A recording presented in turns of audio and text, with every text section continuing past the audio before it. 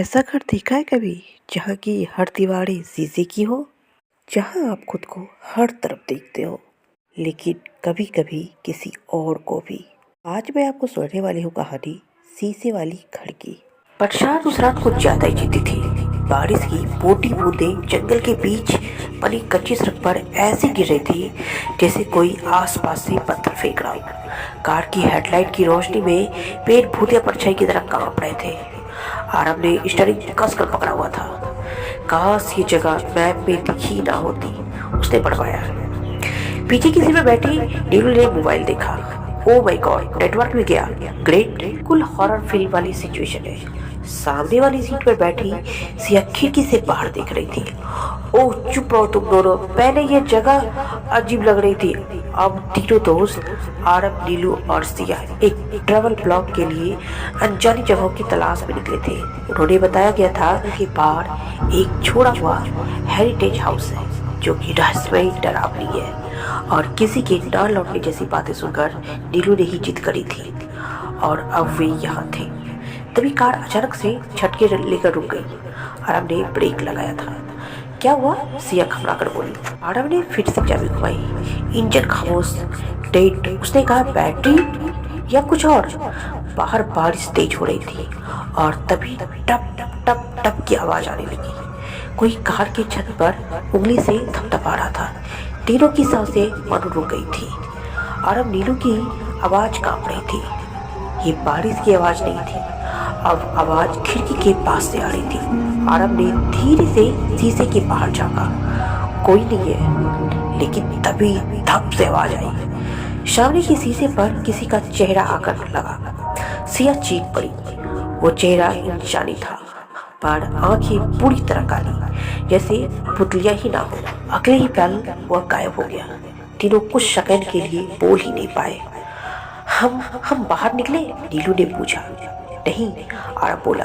Car मेरा ना ज्यादा सुरक्षित है। तभी पीछे से एक आवाज आई, यहाँ मत रुको। तीनों ने एक साथ पलट कर देखा। पीछे की सीट पर एक बूढ़ा आदमी बैठा हुआ था। भीगा हुआ, पीला चेहरा, आंखें बहुत गहरी। कौन हो आप? से चिल्लाई। अब बोला, अगर जिंदा रहना है तो शीशे वाले घर कभी मत जाना। और अगले ही पल वह गायब हो गया। बारिश रुक चुकी थी। कार का इंजन अचानक से स्टार्ट हो गया, जैसे कभी खराब ही न हुआ था। तीनों के हाथ कांप रहे थे। आरब बोलता, हम वापस चलते हैं। पर सड़क गायब थी।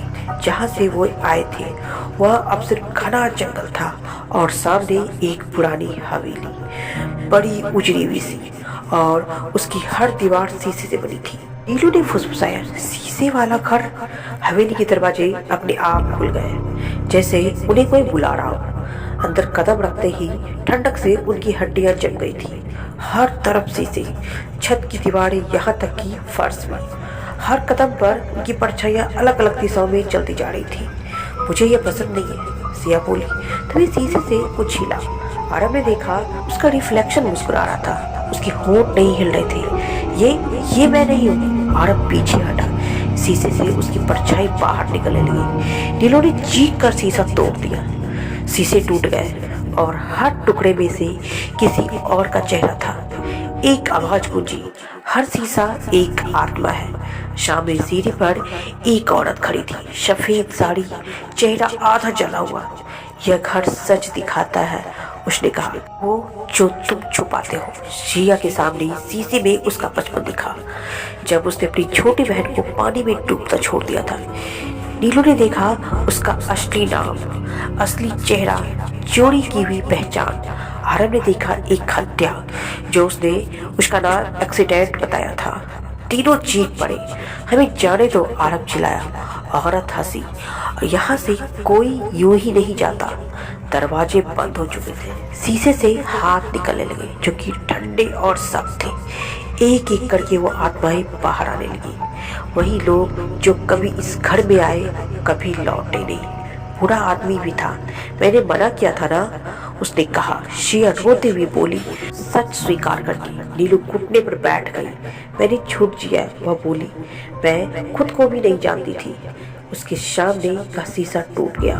वह बेहोश हो गई। शिया कांपती आवाज में बोली, मैं दोषी हूँ, मैं कायर थी। उसका भी शीशा चकनाचूर। अब सिर्फ आड़प बचा, उसका शीशा नहीं टूटा। उसने वही एक्सीडेंट बार बार चल रहा था। कबूल करो, आवाज आई, तुमने उसे मारा?